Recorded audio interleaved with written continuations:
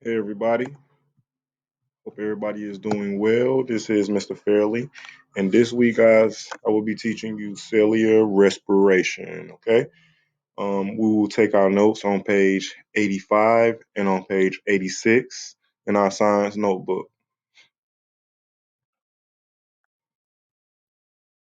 Hope you guys are doing well. I do miss seeing each and every one of you. Hope you guys are staying safe, and I do appreciate everyone that's logging on and completing their work, guys. All right. Oh, we should be on page 85 and 86. That'll be where we will take our notes. It'll be on cellular respiration. Excuse me. All right. This camera's in the way. All right. So, what is cellular respiration? What is cellular respiration? You guys can take a good guess by looking at the picture, okay? But respiration is the process by which the chemical energy of food molecules is released and changed into ATP. So, as you can see, the person in the picture is running, right? You see air and oxygen is coming in, glucose is coming in as well. We get glucose from food, guys, okay? So glucose and air and oxygen is coming in, and what's coming out? What do we get? We get carbon dioxide, energy, and water. So, of course, we know that we get energy from respiration by looking at the picture, guys. Look like she's running fast. Probably not as fast as me, but she's running, okay? So, respiration, again, guys, it's the process by which the chemical energy of food molecules is released and changed into ATP. So I want you to think about, what do you think ATP is, okay? Let's just keep that in mind. Hmm. Let's move this around again. This camera's always in the way. All right, who goes through cellular respiration? All living organisms use respiration to turn organic molecules into energy. So if it's living, it goes through respiration, guys. All right. Whether that be a plant, an animal, a human, if it's living, it goes through cellular respiration. All right. So think of some examples of somebody or something that may go through cellular respiration. Your mom, your cousin. What about your dog? Yep, your dog. What about that tree outside? Yep, that tree. All living things go through cellular respiration, guys. Okay, everything. So, where does cellular respiration occur? Where does it occur? That's a great question. Where does cellular respiration occur? Well, of course, it's going to occur in our cells, guys. I mean, if it occurs in our body, it occurs in our cell. But where respiration occurs in something called the mitochondria, okay? The mitochondria is where respiration occurs.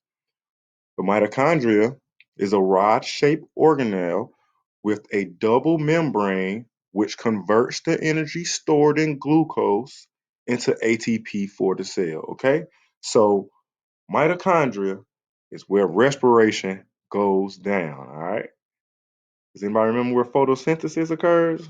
Let's try to remember that. Don't forget that, guys.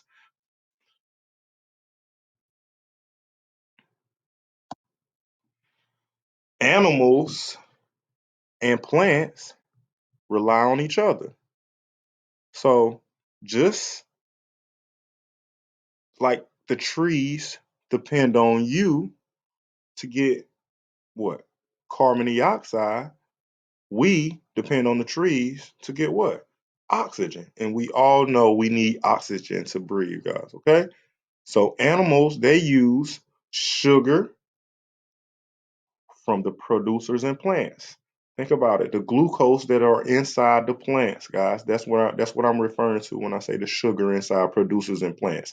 And we also use oxygen from the trees. That's how we breathe, right? The more trees, the easier it is to breathe. Remember that, okay? Plants use carbon dioxide. And where do they get carbon dioxide from? Yeah. Well, they get it from animals. As you can see, I did that, guys, to be funny. Uh, as you can see, the big cow's nose, he's breathing out carbon dioxide. Well, you breathe out carbon dioxide just like this big cow, okay? So we all rely on each other. Whenever there's a shortage on one, the other will be affected, okay?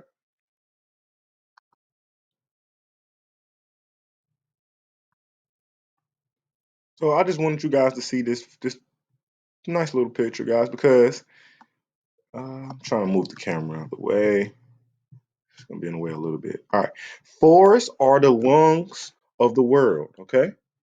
Forests are the lungs of the world. So if you can see, guys, look up top. It looks like it's a tree. Well, it is a tree, okay? So a tree, what does it give off? What does it put out? It puts out oxygen, all right? But look at the bottom, guys. Look at the bottom. This is going to be a human body, okay? And these are, go ahead and guess, the lungs. They look like upside down trees, though, right?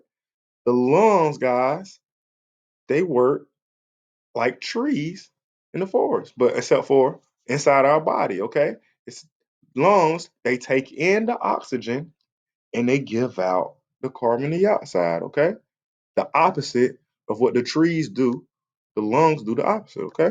So we breathe in that oxygen that those trees put out, and then we put out that same carbon dioxide that the trees need to take in, okay?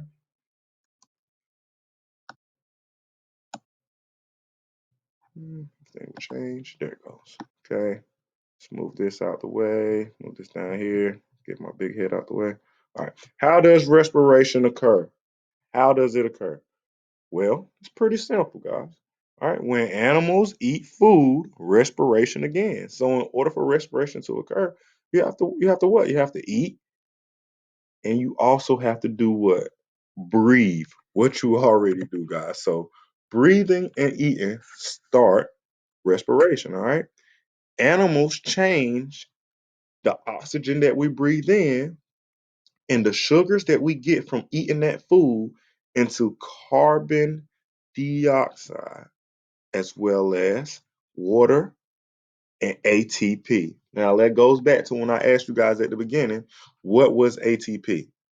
So, anybody want to answer that now? Oh, my bad, guys. I had a flashback like we was in class. Okay.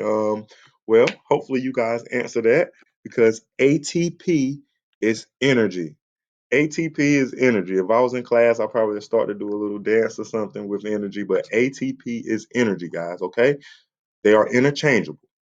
When you hear ATP, I want you to think of energy, okay? So when I say ATP, you say energy. ATP. Now I heard you guys, I did. All right. So ATP is energy. Does anybody else want to give me another example of energy since we know that ATP is an example? Hmm. What about light energy from the sun? Does that sound a little familiar? Maybe from last week from photosynthesis? Think about it. Energy can be created. Energy can't be created nor destroyed. It's transferred from one form into another. So keep that in mind, guys. Energy can be in different forms. All right.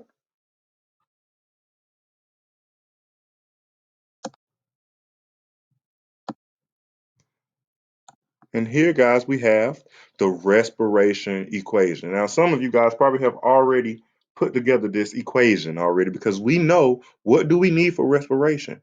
We know that we need oxygen. We need sugar. So if I have oxygen and sugar, and once I get oxygen and sugar, I'm going to convert them to carbon dioxide, water, and what? Energy, okay? Or ATP. So let's reiterate on this, guys. Where do we get our oxygen from to start respiration? Plants. And where do we get this sugar from? Well, we also get that from plants too, and from the foods that we eat. Okay, so air and food, and we convert it to carbon dioxide, water, and ATP. Now, do you guys think that you could live without ATP? Do you guys think that you could run without ATP? Like my person in that picture? You guys think that you could even talk? So, guys, this goes back to why it is important to eat. You ever heard your parents say you gotta eat to get your energy? You have to eat. Like I know whenever I'm sick, a lot when I used to be sick with my mom used to make me eat because she said you have to get your energy. If you don't have your energy, you don't have any strength. So this is how this works. If you eat and you breathe in air, you're able to make energy for your body to do the normal things that you do. Okay, as well as give off that carbon dioxide that those trees needs and the water that your body needs. Okay, so that's pretty simple, guys. I want you to look at this equation right down here. Okay, so we need glucose. I need 6 carbons, 12 hydrogens, 6 oxygens. That equals 1 glucose. Okay, plus 6 oxygens, and that's going to convert to 6 carbon dioxides plus 6 H2O plus ATP. And that is the formula, okay? So take a look at this formula quick second. Does it remind you of anything? Hmm. hmm. Let's see. I think it does. Oh, well, let's compare something. The photosynthesis equation is H2O plus carbon dioxide plus light converted to what? Oxygen plus glucose. Well, the respiration equation is oxygen plus glucose converted to H2O plus carbon dioxide plus ATP. So what do we have here? It looks like they are the same exact equations except for they're switched around.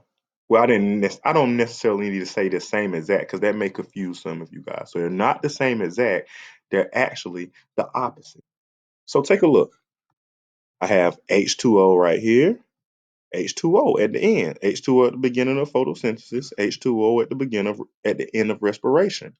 Carbon dioxide to start off photosynthesis, carbon dioxide to end respiration. Light or energy to start off photosynthesis, ATP or energy as a result of respiration. And look, a result of photosynthesis, oxygen, is the start of respiration. A result of photosynthesis, glucose, is the start of respiration. So, guys, as you can see, we need trees, trees need us, okay?